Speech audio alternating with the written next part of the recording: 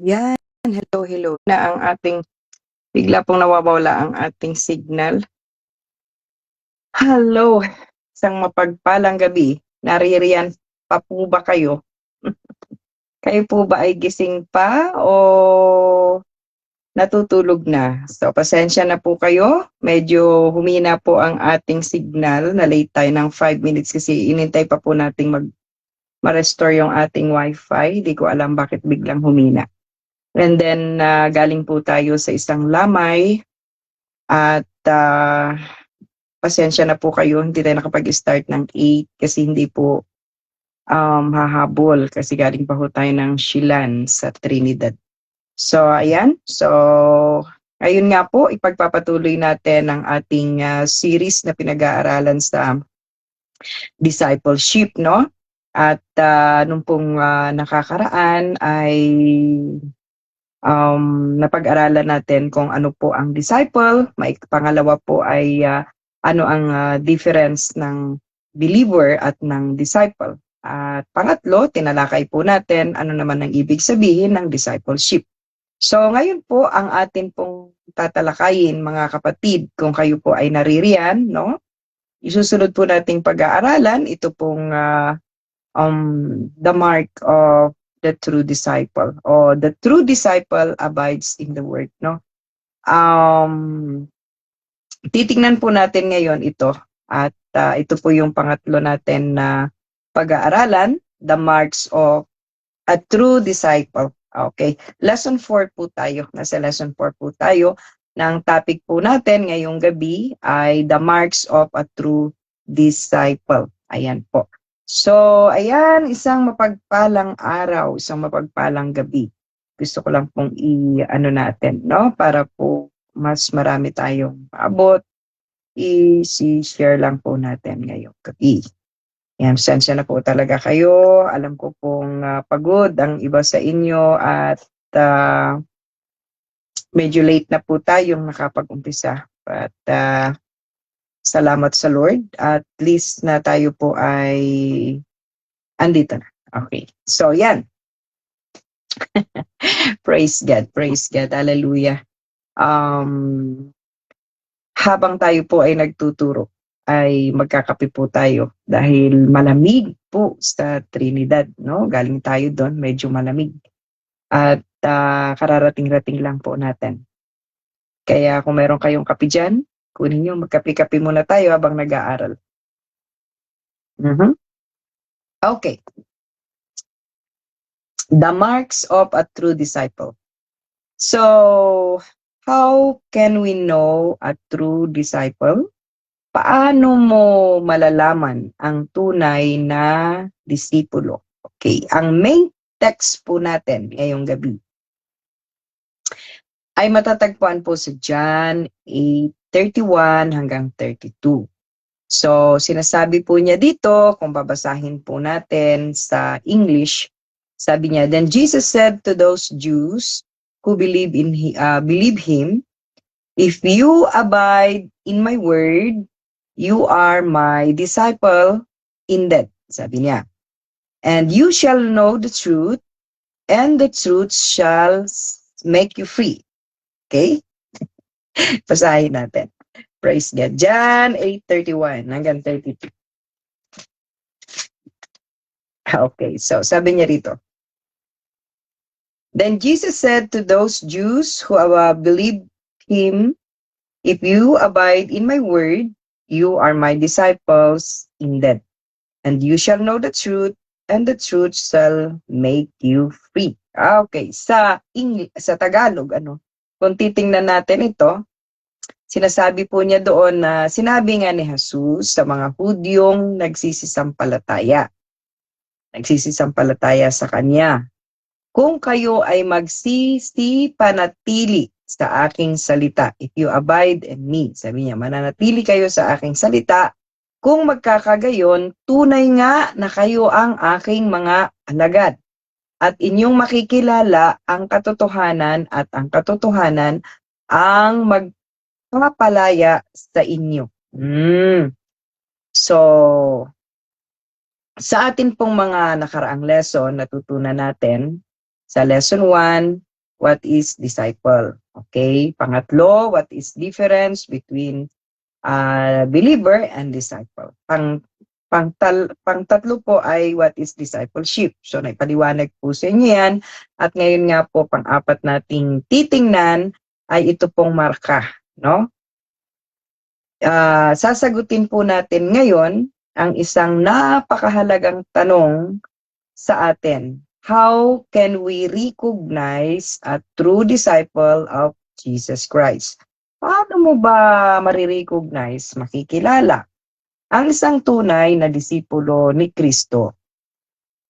Kapatid, maraming tao ang nagsasabing sila ay Kristiyano. Marami rin po ang nagsisimba, nagbabasa ng Bible, at nananalangin.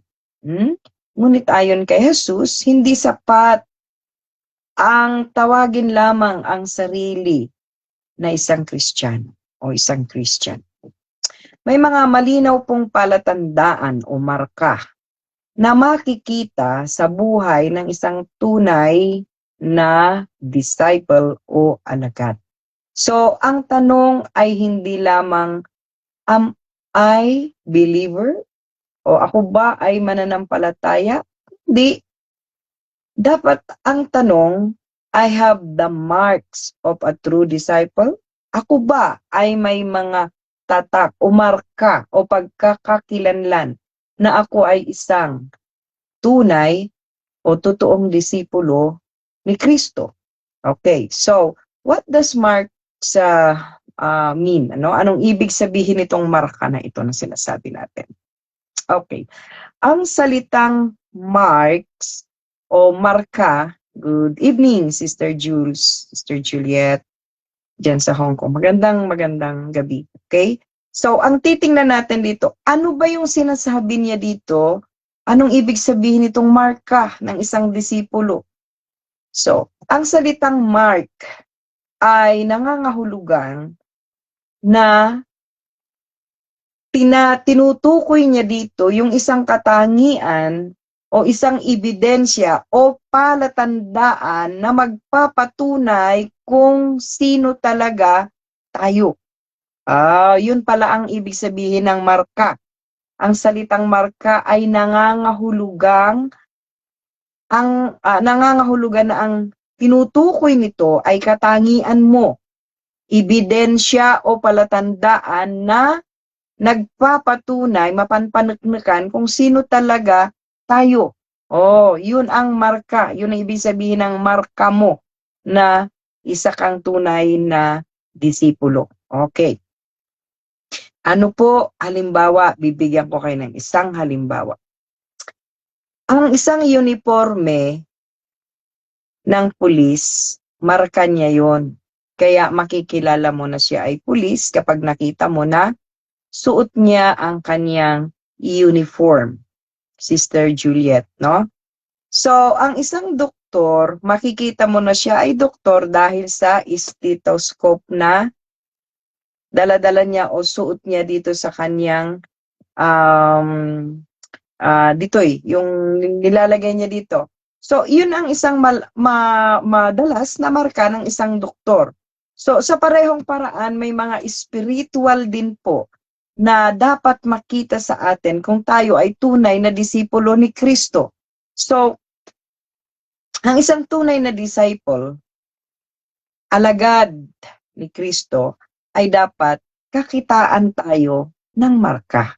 Okay? So, hindi po ito tungkol sa panlabas para makita yung itatak sa itato sa iyo, hindi yun ang sinasabi niya doon. Hindi ito tungkol sa panlabas na anyo lamang, kapatid. Kundi sa buhay mo na binago ng Diyos. Okay? Maliwanag po ba yun? Yun po sana ang katangian mo na nakikita sa iyo. Yun sana yung marka na nakikita sa iyo na ikaw ay tunay nga na disipulo ng Panginoong Hesus. Isa kang followers niya. Isa kang learner niya, estudyante niya, sumusunod sa kanya. Number 1, mark. Unang marka na dapat nakikita sa buhay ng isang totoong Kristiyano, sabi niya, at true disciple, yung binasa natin kanina, no? Yung text natin, a true disciple abides in the word of God. Okay.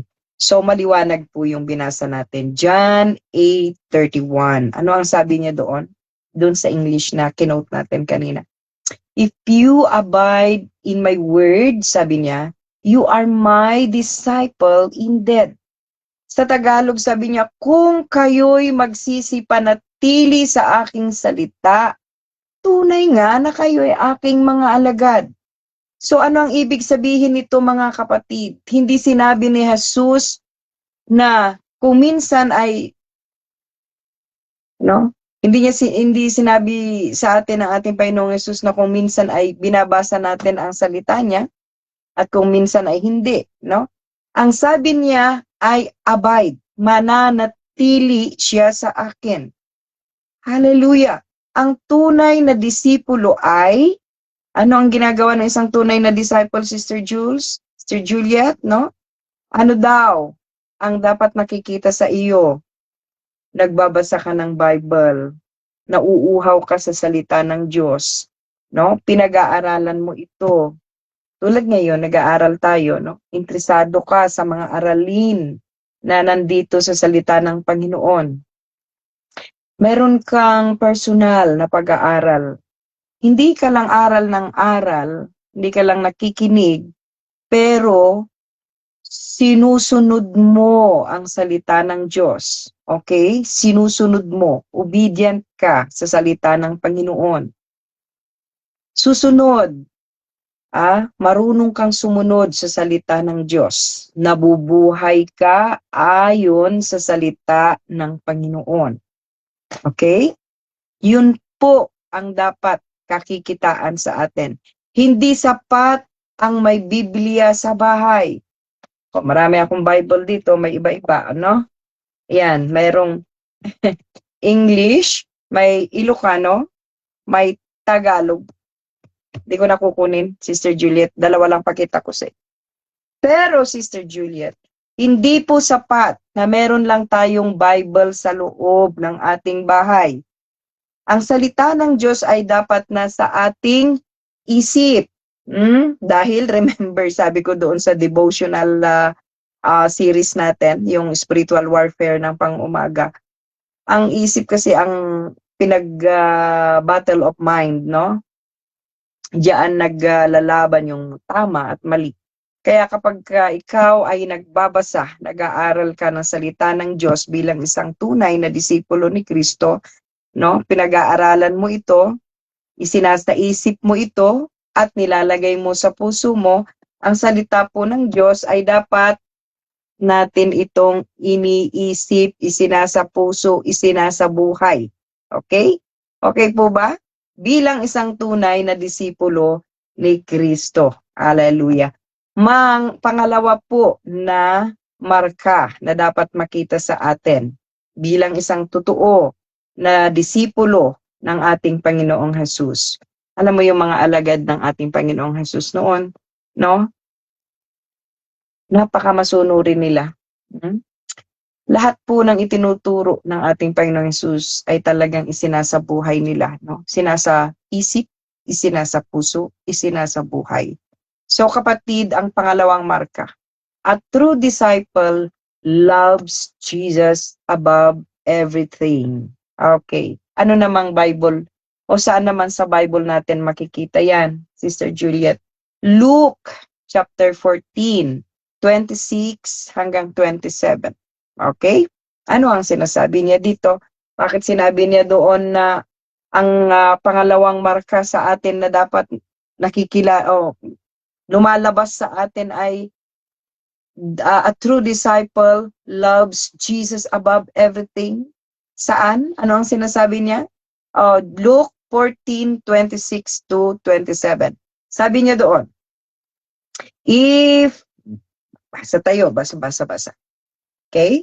Sabi niya.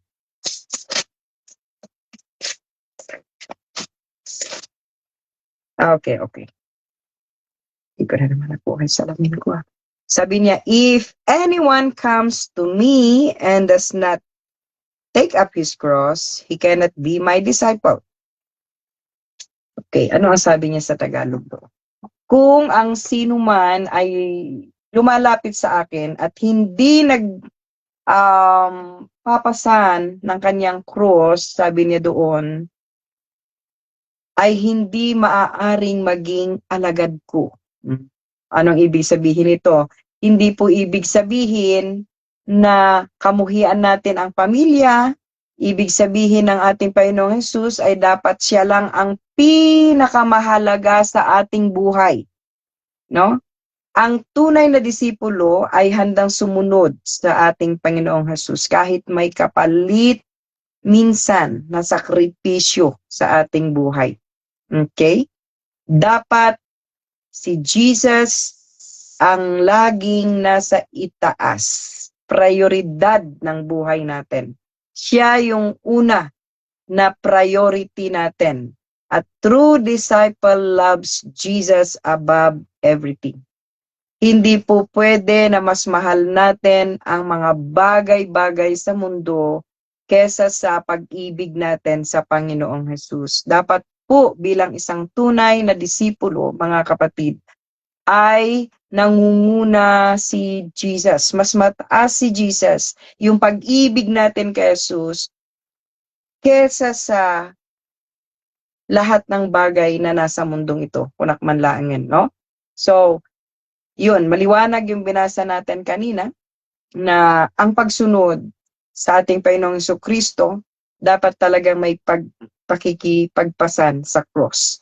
Marami tayong sometimes ipinasakripisyo sa ating mga buhay dahil nga sa pag-ibig natin sa Diyos. Okay? So, kinote natin yon, kung ang sino man ay lumalapit sa akin at hindi nagpapasa ng kanyang cross ay hindi maaaring maging alagad ko. So, kailangan pag tayo ay totoong disipulo ng ating Panginoong Hesus, kasama po talaga yung pakikipagpasan natin. At ito ay magagawa natin kung sa lahat ng bagay mas mataas ang pag-ibig natin kay Kristo kaysa anumang bagay na nasa mundong ito. Okay, so pangatlo na marka ng isang tunay na disipulo ni Kristo, sabi niya, a true disciple loves other believers. Okay, so saan naman natin makikita yon, Sister Juliet? Dito sa John 13:34-35. Okay. Kuradan tayo ti Biblia tayo. Babasahin natin. Okay, sabi niya, by this, all will know that you are my disciples, if you have love for one another. If you have love for one another. Anyang Tagalog nito? Sabi niya, sa ganito'y makikilala ng lahat na ako ay, okay, sa ganito'y makikilala ng lahat na ako ay, okay, sabi niya, sa ganito'y makikilala ng lahat na ako at ang aking mga alagad. Kung kayo'y may pag-iibigan sa isa't isa. Okay. Makikilala daw po tayo, mga kapatid, na mga alagad ni Kristo kung may pag-iibigan tayo sa bawat isa. Hallelujah. Praise God. So, dito makikita natin, hallelujah, na ang pag-ibig ang isa sa pinakamalinaw na marka ng isang disipulo. Napakaliwanag po ng sinasabi ng ating Panginoong Diyos na kung tayo po ay tunay na disipulo, dapat may marka tayo na marunong umibig sa ating mga kapwa mananampalataya, especially sa loob ng ginagalawan nating kingdom ng ating Panginoong Diyos. Dapat mataas yung pag-ibig, divine love na nararamdaman natin sa ating mga kapwa believers at maging sa ibang mga tao. Pero particularly, sabi niya dito na ina-address ito, lalo't higit sa lahat ang ating mga kapwa mananampalataya, mga kapatid, no? Ang pag-ibig ng isang pinakamalinaw na marka ng isang disipulo. Hindi lang tayo mabait sa kaibigan, ang tunay na disciple ay marunong pong magpatawad sa ating kapwa-tao, no? Marunong tayong magpatawad, marunong tayong maglingkod sa ating kapwa-tao, ano man ang pwede nating maipaglingkod sa kanila, kahit mag-pray lang, no? Kung wala tayo, hindi naman ibig sabihin na makapaglilingkod ka lang kung meron kang ibigay na pera, no? O ibigay na anumang bagay sa kapwa mo. Ang paglilingkod ay binubuo ng pag-ibig, no? Kahit ano yan, pag-pray mo lang siya, isang malaking bagay yan, ano? Marunong magpatawad, marunong maglingkod sa kaniyang kapwa, magmahal kahit mahirap. Dahil minsan hindi matumbasan ng ating pag-ibig, hindi mo kailangang hanapin, Sister Juliet, na ikaw ay ibigin din ng kapwa mo. Ang mahalaga ay marunong kang umibig. At ipinakikita mo yung pag-ibig ni Kristo na naramdaman niya sa iyo nang ikaw ay hindi ka ibig-ibig. Dapat inibig ka ni Kristo, ganun din sana natin ibigin ang ating mga kapwa. Believer man yan o unbeliever, meron po sana tayong pusong gaya ng puso ni Kristo na nakaramdam ng pag-ibig nung tayo ay natagpo ang hindi ka ibig-ibig. Hallelujah. That's divine love. Yun yung love na ibinigay ni Kristo sa atin nung tanggapin natin siya. Na hindi natin kayang gawin yon nang sa sarili lamang natin. Kung wala ang banal na Espiritu at si Kristo na nakaupo sa trono ng ating puso, di mo kayang umibig ng totoo at tapat sa kapwa mo na walang halong pagkahipokrito, ano? Hindi po natin magagawa yon kung sa sarili lamang natin. Pero dahil ikaw ay alagad ni Kristo, nabubuhay ka sa salita ng Diyos, pinag-aaralan mo ang salita ng Diyos, isinasabuhay mo ito, so, makikita doon, lalabas at lalabas yung pag-ibig ni Kristo na naramdaman niya nung ikaw ang nangangailangan ng pag-ibig. Ganon din po sana natin ibigin ang ating mga kapwa. Kahit mahirap, sabi nga natin, dahil hindi madaling umibig, lalo na kung ang isang tao ay namumuhi sa iyo. Maraming bagay na napapansin sa'yo kahit hindi mo naman inaano, pero ang sabi ng Diyos, mahalin mo siya, no? Mahalin mo siya ng buong puso. Kung di pa niya kilala si Kristo, ibahagi si Kristo sa kanya. Kung kasama mo siya sa church, unawain ng gaya ng pangunawa ng ating Panginoong Hesukristo yung mga taong hindi kauna-unawa. Gamitan natin ng pangunawa na nakabatay sa salita ng Diyos.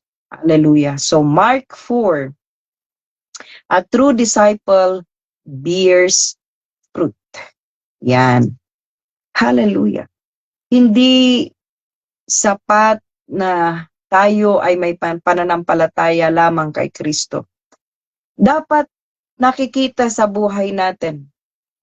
May marka tayo na totoong disipulo na nagkakaroon ng katangian na lumalabas sa atin ang bunga ng Espiritu Santo o namumunga tayo ng fruits of the Holy Spirit. Okay, John 15:8. Anong sabi niya doon? Okay. John 15:8. Okay, sabi niya, by this my Father is glorified, that you bear much fruit, so you will be my disciples. Oh, inulit na naman. Sa ganito ay maluluwalhati ang aking Ama, na kayo'y mamunga ng sagana, at sa gayon kayo'y magiging aking mga alagad. Katangian ng isang tunay na alagad ni Kristo ay namumunga. May mga bunga. Nagtataglay ng mga bunga. Okay? upang maluwalhati ang ating Ama. Dapat tayo daw ay magbubunga ng masagana. Binanggit ni Paul doon sa Galatians na mayroong 9 na gifts ang Holy Spirit sa atin. Ito ay kindness, love, ano na naman yung love, self-control, marami pang iba. Siyam lahat ito. So, doon sa mga bunga na ito, dapat nakikita sa atin yung bunga ng buhay Kristiyano natin, yung pananampalataya natin kay Kristo, yung mga nababasa natin na salita ng Diyos, yung mga naririnig natin na salita ng Diyos, yung pinag-aaralan natin na salita ng Diyos, sana nakikita.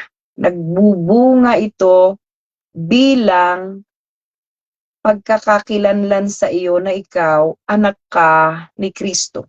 Na ikaw ay disipulo. Ayan, Galatians 5:22-23. Tama, Sister Juliet. Na ikaw ay tunay na disipulo according to John 15:8, no? So you will be my disciples. Kayo nga ay aking mga alagad dahil namumunga kayo ng sagana.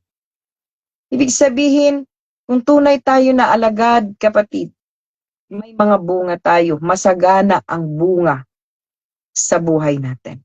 So ibig sabihin ng hindi sapat na Kristiyano ka na believer ka lang. Dapat maging disipulo ka. Dapat maging disipulo tayo para pakitaan tayo ng mga bunga. Talagang namumunga tayo. Dahil kung hindi tayo mamumunga, ang puno nga po ay nakikilala sa bunga. Sa bunga nito. Siyempre, kung isang puno ng santol, namunga pa ng santol, di talaga makikilala siya na siya ay santol. Ang abukado, hindi ka munghulaan, abukado ba ito o sampagita, ay tawag doon, ilang-ilang kasi parang magkamukha sila ng dahon. Pero pag namunga siya, makikilala siya ayon sa kanyang bunga. Okay? So ang isang disipulo ay nakikilala rin sa bunga ng kanyang buhay. Galatians, tama, 5:22-23. Ang bunga ng Espiritu Santo ay love, joy, peace. Ano pa, Sister Juliet, nabasa mo dyan? Patience, kindness, Sister Mel, goodness, faithfulness, gentleness, self-control. Ada ba amin kenyata yu daytoy? Meron pang mga ilan na kailangan ko pang i-cultivate sa buhay ko, lalo na yung self-control. Kasi ito yung talagang alam mo, hindi naman agad ito makikita sa iyo. Pero sa buhay, pag ikaw naging Kristiyano ka, nag-interest ka sa salita ng Diyos, sumunod ka, naging disipulo ka talaga ng Diyos, handa kang magpa-mentor sa mga salita niya o sa mga kapwa mo mas matandang Kristiyano, natuturuan ka ng salita ng ating Panginoon, nai-immune ka sa mga salita ng Diyos, ang unti-unting mahuhubog sa iyo ay magbubunga ka. At ito nga po, anak Jason, good evening, halika mag-aral tayo ng salita ng Diyos. Ito nga po ay lalabas ang love, joy, peace. Love, kakaroon ka ng pag-ibig sa kapwa kahit hindi ka ibig-ibig. Joy, peace, alam naman yun na yan, patience, kindness, goodness, faithfulness, gentleness, self-control. Siyam ito na bunga ng Espiritu Santo na kung tayo ay lumalakad kasama si Kristo, unti-unti pong makikita ang mga bungang ito sa ating buhay. Hindi ko sinabing gulpe agad. Unti-unting makikita sa ating buhay ito. Praise God. So, mga marka yan. Susunod yan na marka sa atin. Okay, panglimang marka ng isang true disciple. Siya ay marunong mag-obey kay Jesus. Marunong siyang sumunod sa kanyang mestro. Sister Marlene Lumakday, good evening. Ayan. Sumama ka, mag-aral tayo, kapatid, ng salita ng Diyos. Ang marka ng isang tunay na disipulo, kapatid, ay dapat meron tayong may makita sa atin na pagsunod. Sabi nga natin na ang meaning ng disciple ay learner, apprentice, student, follower. Ano pa? Ano pa ang pwede nating ano pa ang pwede nating ipaliwanag sa pagiging isang disipulo? Kung ikaw isang estudyante ka, dapat sumusunod ka sa nagtuturo sa iyo. Ang pangunahing tagapagturo natin, kahit meron kayong leader diyan na nagtuturo sa inyo sa discipleship, si Jesus. Dapat marunong tayong sumunod sa mga salita ng ating Panginoon. Matthew 28:20, anong sabi niya? Teaching them to observe all things that I have commanded you. Teaching them to observe. Ituro mo sila, sabi niya doon. Ituro ninyo sa kanila na kanilang ganapin ang lahat ng mga bagay na inuutos ko sa inyo. Hallelujah. Teaching them to observe all things that I have commanded you. Kaya, ganun na lamang ang pagpupursige natin na ituro ang discipleship. Kasi ang sabi niya, hindi ka lang dapat nag-receive kay Jesus. Dapat ikaw ay maituro, ma-mentor, mahubog sa mga salita ng Panginoon. Para ikaw ay lumaki, maging ma-disciple ka ng mga salita ng Diyos hanggang sa ikaw ay makatayo sa iyong mga sariling paa bilang mananampalataya, nagagawa rin ng isang mananampalataya. Yun naman talaga ang goal ng ating Panginoong Hesukristo. Kaya gusto niya tayo na makarinig ng salita ng ating Panginoong Hesus, ng Ebanghelyo, maisalakan tayo, mailigtas tayo, para maging totoo tayong disciple niya. Okay? Hallelujah. Para tayo ay maging tunay na disciple niya at kakitaan tayo ng marka na ito, na maging masunurin sa kanya. Obey. Ay, napakahirap po nito. Daw, sabi ng iba, pero kung ramdam mo na ikaw ay tunay na disipulo niya, ikaw ay talagang sumusunod sa kanya, wala pong mahirap kasi siya ay nasa iyo. Ang espiritu niya ay nasa iyo. Ituturo ng espiritu na iyan, no? Dahil si Jesus nasa iyo, ang espiritu niya ay nasa iyo, ituturo kanya paano sumunod. Okay? Mahirap po minsan, talaga, totoo po yan. No, maraming sufferings. Pero ang Espiritu ng Diyos, sabi niya, hindi kanya bibigyan ng isang sufferings na hindi mo kayang dalhin, na hindi mo kayang i-bear, hindi mo kayang pagtagumpayan. Sa tulong ng Diyos, kaya niya binibigay sa atin yan para umagawa tayo, nga umawag kanya na mas lalo tayong sumigasig na tumawag sa kanya. Okay?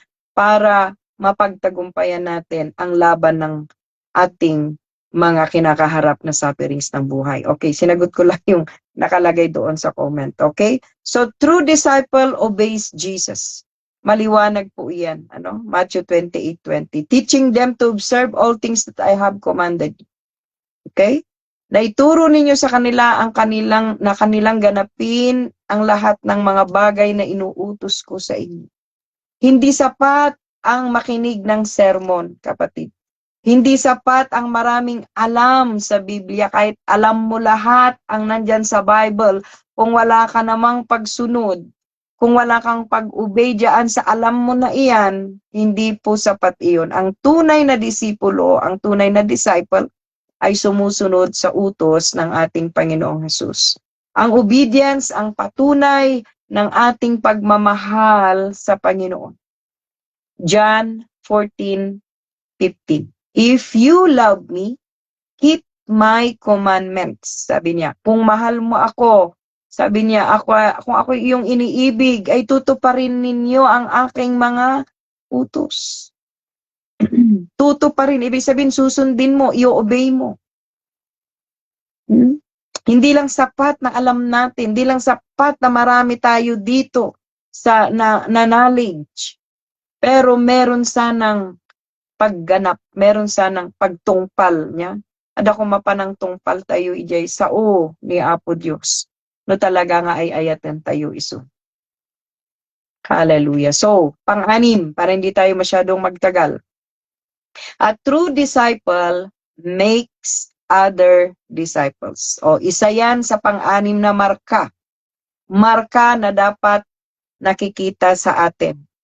Mark sa atin bilang tunay na disipulo. Gumagawa tayo ng ibang disciple. Okay, Mark 28:19, go, sabi niya, pumunta ka. Humayo ka. Go therefore and make disciples of all nations. Kaya nga magsiayon kayo, magsihayo kayo. At gawin ninyong mga alagad ko ang lahat ng bansa. Bakit? Kasi ang gusto ng Diyos, hindi lang tayo nananampalataya. Hindi lang tayo just a believer of our Lord Jesus Christ. But, after you believe, dapat nag-i-improve ka. Dapat lumalago ka. Dapat natututo ka. Dapat nahuhubog ka sa mga salita ng Diyos. Dapat nabubuhay ka sa salita ng Panginoon. Dahil anak ka na ng Diyos eh. Ikaw ay nabubuhay na sa liwanag ng kanyang kaliwanagan, hindi na sa dilim, hindi na sa kasalanan. Ikaw ay pinawalang sala na. Ikaw ay pinatawad na sa lahat ng mga kasalanan mo. So anong gagawin mo after you save? Dapat maging disciple ka niya. Hindi ka lang sapat na naniwala, tinanggap mo siya. Dapat mahubog ka, ma-discipleship ka, no? Bilang isang disipulo niya. Maturuan ka, mahubog ka sa mga salita niya, masanay ka, para gagawa ka din ng isang mananampalatayang gaya mo na tunay na disipulo. Okay? Go therefore. Nagpunta ka. Okay? Hinayag mo ang salita ng Diyos. Anong susunod na sinabi niya? Make disciples of all nations. Gumawa kayo ng maraming disipulo sa lahat ng mga bansa. Okay? Magsiayon kayo at gawin ninyo mga alagad ang lahat. Hindi niya sinabi doon na gawin niyo silang believer lang. Gawin niyo siyang Kristiyano lang. Pero sabi niya tunay, magawin niyo silang mga disipulo. Mga tunay na disipulo na sumusunod. Natuturuan ng salita ng Diyos. Nahuhubog ng salita ng Diyos. Sumusunod na disipulo ni Kristo sa Kanya. So, ang tunay na disipulo ay hindi nagtatapos sa pagtanggap ng biyaya, ng kapatawaran, grasya ng Diyos. Ibinabahagi niya si Kristo sa iba. Inaakay niya ang iba sa pananampalataya gaya ng ginawa ni Kristo sa Kanya at ng mga naunang mananampalataya sa Kanya. Tinutulungan niyang lumago ang mga bagong mananampalataya. Ginagamit niya ang kanyang mga natututunan araw-araw para akayin ang iba sa mas mataas na estado ng pananampalataya. Ang isang disipulo ay nagiging disciple maker. Totoo po yan. Hindi ka lang naging disipulo. Gumagawa ka rin. Nagiging disciple maker ka rin sa iba. So, tanungin natin ang ating sarili, mga kapatid. Nanatili po ba tayo sa mga salita ng Diyos? Si Jesus po ba ang pinakamahalagang bahagi ng ating buhay? Si Jesus po ba ang pinakamahalaga sa buhay natin? So, mga mahal na mga kapatid, nakikita po ba sa atin ang bunga ng Espiritu ng mga bunga na binanggit nating siyam kanina sa buhay natin? Sinusunod po ba natin ang utos ng ating Panginoong Jesus sa atin? No? Hallelujah. At nakapagbabahagi po ba tayo ng salita niya sa ibang mga hindi pa nakakakilala? So, kapatid, sa gabing ito, inuulitin natin, ang tunay na disciple ay hindi nakikilala sa dami ng kaniyang kaalaman, sa Biblia, sa tagal, na niyang mananampalataya o nagpupunta sa simbahan, hindi po doon nakikita yon. Hindi sa tagal sa simbahan, hindi sa dami ng kaalaman, hindi sa dami ng ministry na nagawa niya. Nakikilala po siya sa kanyang relasyon kay Kristo, sa kanyang pagsunod sa salita ng Panginoon. Sinusunod ba niya o hindi? Sa kanyang pag-ibig sa kapwa? Ito bang disipulo na ito ay umiibig sa kapwa? Nagpapatawad sa kanyang kapwa? Nagbubunga ba ang isang disipulong ito? At may hangarin siyang gumawa ng ibang disipulo sa kanyang buhay. Para yung sinabi sa kay Timothy, na yung pananampalataya natin, ituro natin sa mapagkakatiwala ang magbahagi ng salita ng Diyos. Ganun lang yun, no? So, sana po, kapatid, sa pagtatapos ng ating pag-aaral, makita po ang mga markang ito ng isang tunay na disipulo sa buhay natin, mga kapatid. Tulungan nawa tayo ng banal na Espiritu ng Diyos upang hindi mangibabaw ang kahinaan ng ating laman. Pagkus ang lakas ni Kristo sa pamamagitan ng kanyang salita at ng kanyang banal na Espiritu, ang siyang patuloy na magpalakas at magbigay ng kalakasan sa atin upang tayo po ay patuloy na lumago kay Kristo. Ito po ang simula ng pagiging isang disciple maker natin. Ito po ang puso ng Great Commission. Ang tayo ay magbahagi ng salita ng Diyos para sa iba. At sana po mga kapatid ay nakatulong sa atin ang ating mga tinalakay ngayong gabi, na ang tunay na marka na nakikita sa atin bilang isang tunay na disipulo ni Kristo, meron tayong pag-ibig na mas mataas kesa sa alinmang bagay kay Kristo. May pag-ibig po sana tayo sa Diyos. A true disciple loves Jesus above everything, no? Luke 14:26, nakita natin yan. And true disciple abides in God's word. Marunong siyang mag-abide, nananatili siya sa salita ng ating Panginoon, John 8:31. And next na tiningnan natin, a true disciple loves others, other believers, other people, no? John 13:35. And next tiningnan natin diyan, a true disciple bears fruit. Nagbubunga siya bilang isang disipulo. And next tiningnan natin diyan that a true disciple obeys Jesus. Marunong siyang sumunod, ang disipulong ito. And true disciple serves others. Nagbabahagi siya ng salita ng ating Panginoon. And lastly, a true disciple makes disciples also. Okay? So mga kapatid, maraming salamat po sa ating lahat. At sa susunod po nating pag-aaral, sa susunod na linggo ay pag-aaralan naman natin mga kapatid ang patungkol po sa susunod pa, no, na ibabahagi natin ay patungkol po sa the cost of discipleship, no?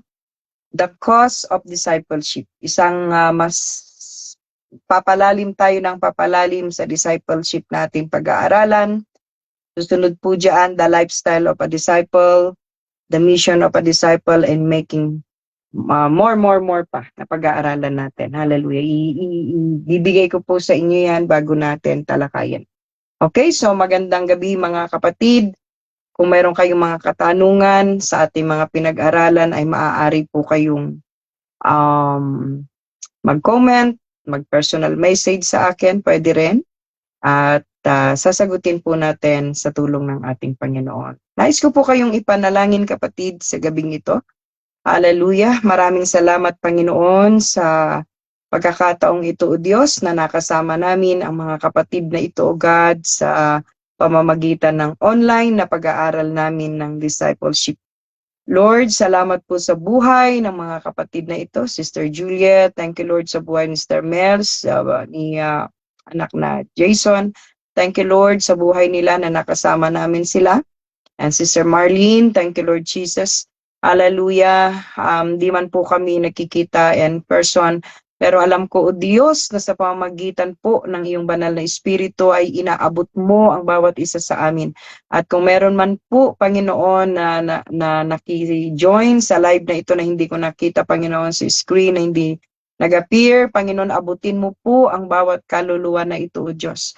Hallelujah. Itinataas ko po silang lahat sa iyo, Ama, at sa mga makapapanood pa.